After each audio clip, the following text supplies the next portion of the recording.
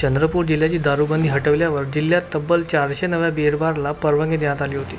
मात्र या बारला परवानगी देताना सर्व नियम धाब्यावर बसवण्यात आले।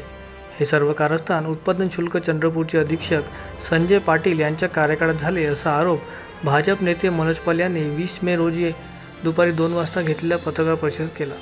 वर्ष 2015 मध्ये चंद्रपूर जिल्हा दारूबंदी घोषित करण्यात आला होता। त्यावेळी राज्यात भाजपची सरकार होती। दारूबंदीनंतर 7 वर्षांनी महाविकास आघाडी सरकारने ही दारूबंदी हटवली। त्यावेळी जिल्ह्यात एकूण 350 बिअर बार होते। उत्पादन शुल्क अधीक्षक संजय पाटील यांच्या कार्यकाळात नियमबाह्य पद्धतीने 400 बिअर बारची परवानगी देण्यात आली। यामध्ये अनेक बिअर बार धारकाकडे नियमानुसार कागदपत्रे नाहीत। संजय पाटील यांनी अर्थकारण करीत नियमांना धाब्यावर बसवले व नव्या बारला परवानगी देण्यात आली। विशेष म्हणजे काही दिवसापूर्वी उत्पादन शुल्क अधीक्षक संजय पाटील व इतर अधिकाऱ्यांना 1 लाख रुपयांची लाच मागितल्याप्रकरणी लाचलुचपत प्रतिबंध विभागाने अटक केली होती। भाजप नेते मनोज पाल यांनी जिल्ह्यातील सर्व बार, देशी भट्टी व यांच्या बाबत अधिकारात माहिती मागितली असून त्यानंतर नियमबाह्य दारू दुकानावर मी स्वतः प्रशासनाकडे तक्रार करणार। प्रशासनाने कारवाई केली तर जिल्ह्यातील 200 बिअर बार नक्कीच बनवणार। यासाठी माझी लढाई ही सुरू राहणार अशी प्रतिक्रिया मनोज पाल यांनी यावेळी दिली।